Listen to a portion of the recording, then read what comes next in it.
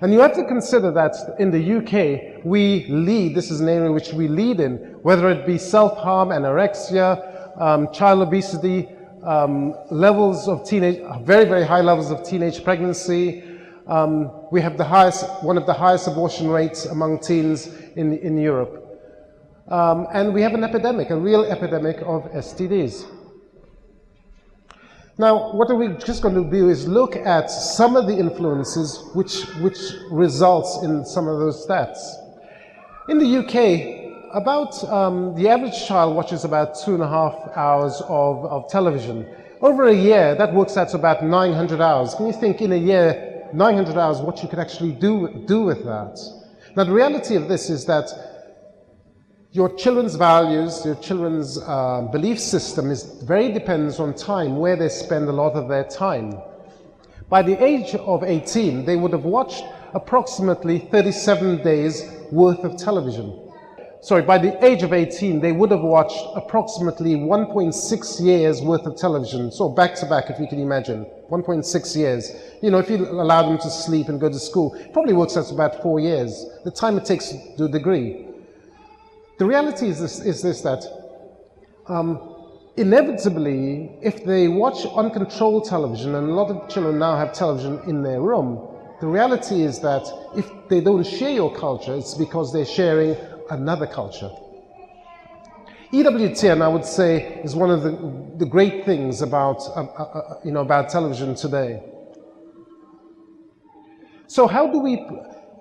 One of the things I try to say to parents is this: we should be concerned really about preparing our children for heaven.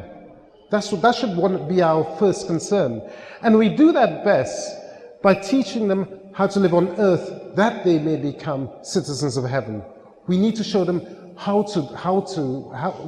the decisions they need to make. We need to develop their belief systems and value systems. And we do that best by example and occasionally with words.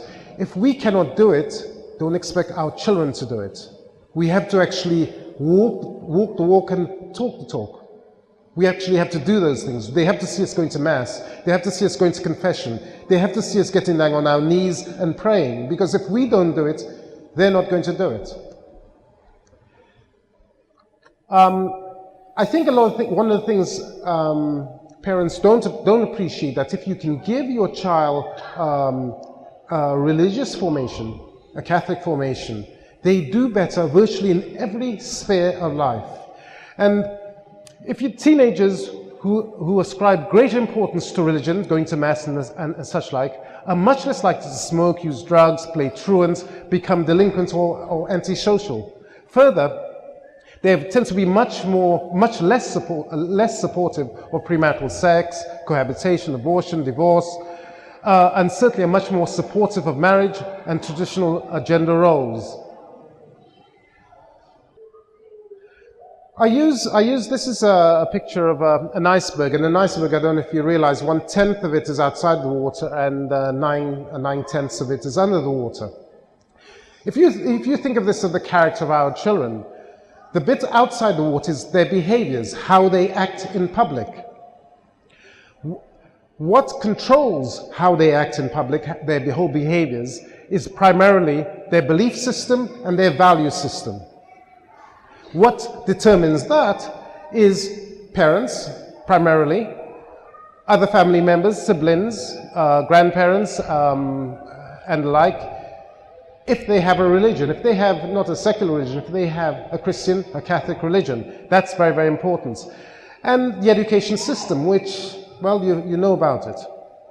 The other things which tend to be much more important now, particularly after the age of about 7, 8, is the media, celebrities. We've already talked about the culture. The peers tend to really, really kick in, especially with the internet and the social networking systems. Celebrities, we've already talked. And so, what you need to do as parents is this. You need to give them a picture, a plan, God's plan for love and life. They need to understand that you may meet somebody. Well, even before that, really, they need to prepare themselves in their education. They may meet somebody, they get engaged, they marry, They'll have children, they nurture those children, educate their children. They are the prime educators. And that the whole process is a continuum. So these are some of the strategies which I found to be very, very useful. And I said, parents really need to sort of think about what strategies they should apply. But these I find quite useful. You need to understand the world your children live in. That's to say, there can't be this disconnect. They're teenagers and we're adults and we do different things. You need to be watching the same kind of television programs. You need to be involved when they're involved on the net. You need to be involved in their schools, understand what they've been taught, correcting what they've been taught often, correcting what they see on television. You must be living in the same space as them and help them to live in the same space as you. You need to develop their political views. You need to develop their whole life philosophy.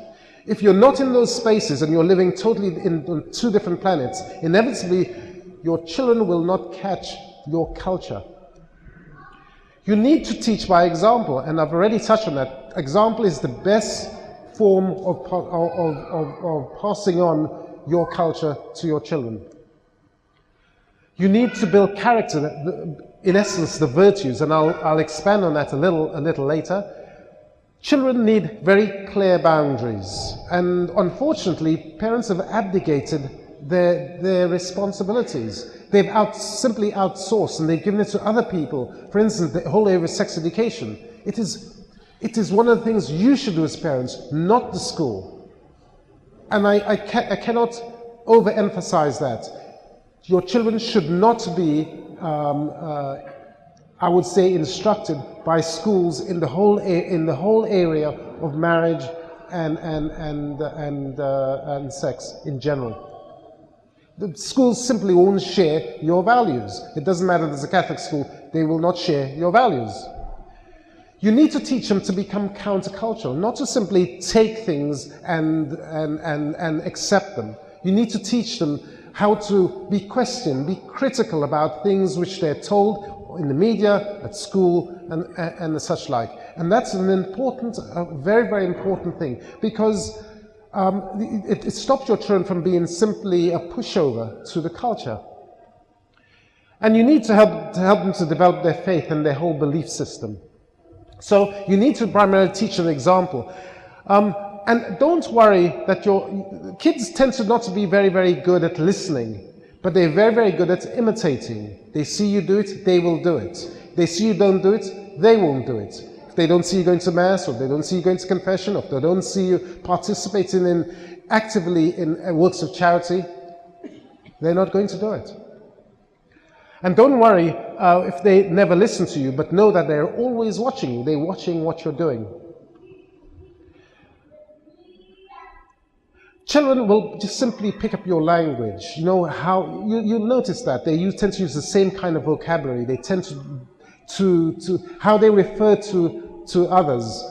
There's a great tendency of that, and so young boys learn how to become husbands and fathers from their fathers, and mothers likewise, girls likewise. One of the things I hear a lot of parents say is that we give our children quality time. That means the hour between 6 and 7 before we ship them off to bed. Time is quantitative, it's not qualitative. The more time you give them, the less time other people give them, the less time television gives them, the less time the internet gives them. So the more time you give them, the more you communicate your culture. And I'm talking about culture in terms of a Catholic culture, a Catholic worldview. This is quite interesting, in as much as if the mother alone goes to Mass, about 15% of children continue to go to Mass. If the father alone goes to Mass, it jumps to about 50%. And if both go to Mass, it jumps to about 75%. So the children continue to go to Mass. The reality is that the father actually plays a very, very important part in their children's religiosity, in whether they will continue to practice. And unfortunately, a lot of fathers don't see that as important. If you want your children to have a love of God, to have the faith, you've got to be heavily involved. And in terms of inoculating, this I was talking about developing virtue, giving them the courage to stand up often at school and say, you know, I'm not sure I agree with that. To help them in their peers to stand up and say, no, I'm not going to participate in this particular activity, or I'm not going to be attending this particular party, for the simple reason they certainly feel maybe there's something untoward which would be going on. You need to help them to develop good sense, to be prudent, and self-control. And in terms of modesty, in terms of how they dress, so many young girls now dress so immodestly, and young men who use language which is totally immodest. And you need to try and help them to develop that, give them a good sense of dress and why they ought to dress appropriately.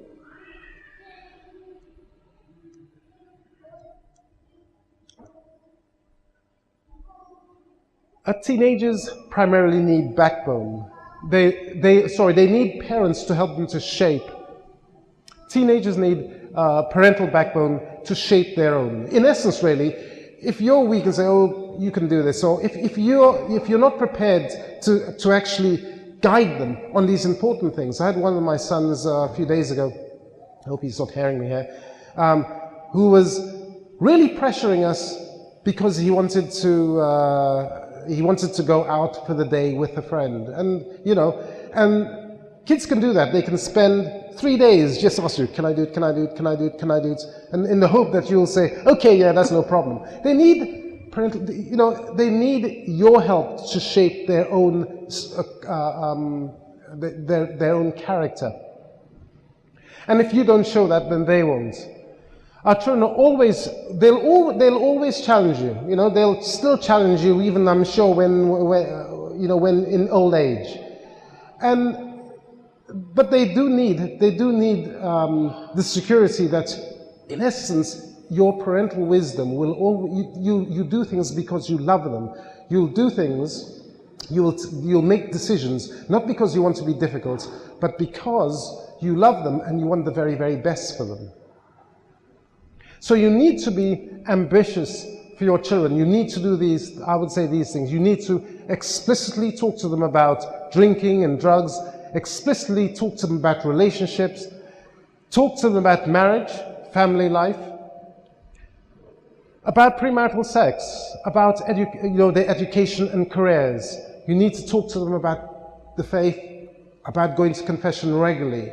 Again, all of these things parents assume that they will get it when they go to church or they'll get it at school. They will not get any of this. And unless you give it to them, they really do miss out. So, in conclusion, really, for our children, there's only really one sadness, and that they don't become a saint. And one of the responsibilities we have as parents is leading our children to heaven. Thanks very much.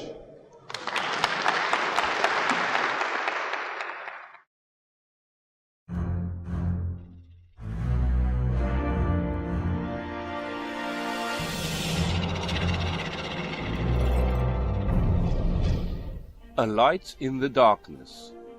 For this and other talks, please contact Family Life International, PO Box 4771, SC9 4XA, or telephone 0208 857 9950. The website is www.flionline.org.